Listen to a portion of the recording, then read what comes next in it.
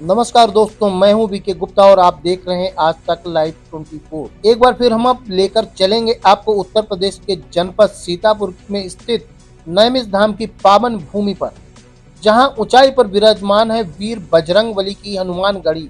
मान्यता है कि हनुमान गढ़ी से ही पूरे नैमिष धाम की दिव्य रक्षा होती है। श्रद्धालुओं का विश्वास है कि यहाँ दर्शन करने से भय, बाधा, संकट और नकारात्मक शक्तियां दूर हो जाती है। मंगलवार और शनिवार को हनुमान गढ़ी में विशेष भीड़ देखने को मिलती है, जहां भक्त राम नाम और जय बजरंगबली के जयकारों के साथ अपनी मनोकामनाएं अर्पित करते हैं।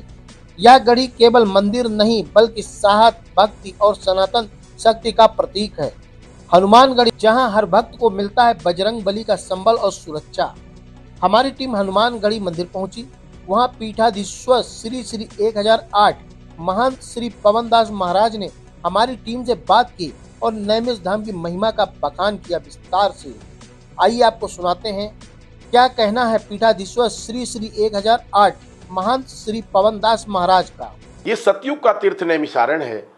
हमारे धर्म ग्रंथों के अनुसार पृथ्वी पर 9 आरण्य हैं, उसमें से एक नैमिषारण्य। पृथ्वी पर 8 वैकुंठ हैं, उसमें से अष्टभु वैकुंठ नैमिषारण्य।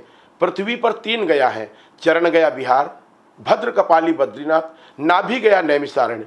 पूर्वजों का उदर पेट इसी नैमिषारण्य की पावन भूमि से भरता है। नैमिषारण्य में आदि शक्ति जगत जननी मां ललिता का दर्शन, हृदय लिंग धारिणी माता का हृदय इस नैमिषारण्य की पावन भूमि पर गिरा है। द्वितीय दर्शन चक्र तीर्थम भूतनाथम व्यासम श्रुतम शौनकम ललिताम देव देवेशम वंदे सप्त विनायकम। भगवान ब्रह्मा के द्वारा छोड़े हुए चक्र की नेमिशीर्ण हुई इस आरण्य के अंदर, इसलिए इसका नाम नैमिषारण्य पड़ा।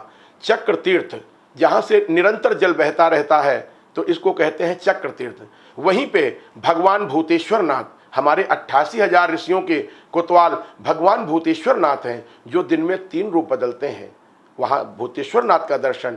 व्यास गद्दी, शौनक आदि 88,000 ऋषियों को सूत जी ने इस नैमिषारण्य की पावन भूमि पर ग्रंथोपदेश किया, इसलिए सूत गद्दी का दर्शन। व्यास गद्दी का बटवृक्ष का दर्शन, 5,500 वर्ष प्राचीन बटवृक्ष का दर्शन। व्यास गद्दी का दर्शन। मनु शत्रुपा, हमारे आदि माता पिता राजा मनु रानी शत्रुपा, जिनसे भई नरश्रेष्ठ अनुपा, हमारे आदि माता पिता मनु शत्रुपा का दर्शन। आदि गंगा गोमती के किनारे श्री हनुमान गढ़ी 5 पांडव किला का दर्शन। यहाँ पे श्री हनुमान जी महाराज का आप दर्शन जो कर रहे हैं, हनुमान जी के दाहिने कंधे पे रामचंद्र जी, बाएं पे लक्ष्मण जी, पैरों के नीचे काला स्वरूप अहिरावण।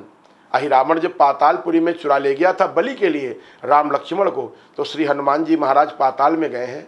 अहिरावण का वध करने के बाद राम लक्ष्मण को लेकर के इस नैमिषारण्य की पावन भूमि पर विश्राम किया और यहाँ से पुनः लंका की ओर जा रहे हैं। तो नैमिषारण्य से लंका दक्षिण की दिशा में है, इसलिए हनुमान जी दक्षिणमुखी हैं और दक्षिणेश्वर नाम से यह विख्यात हैं।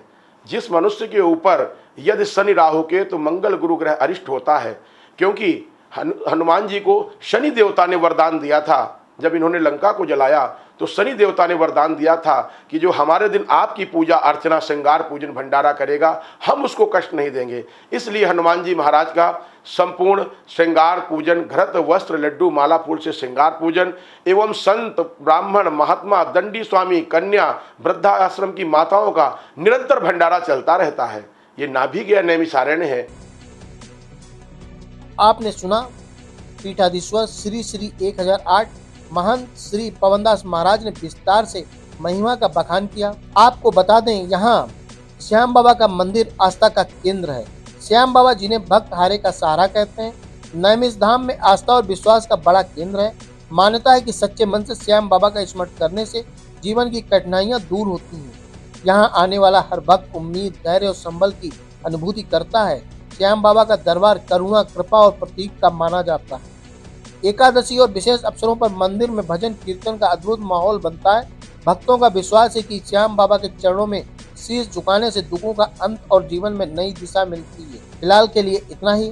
बहुत जल्दी हम आपको एक नई कहानी के साथ फिर मिलेंगे। तब तक के लिए नमस्कार। देखते रहिए आज तक लाइव 24।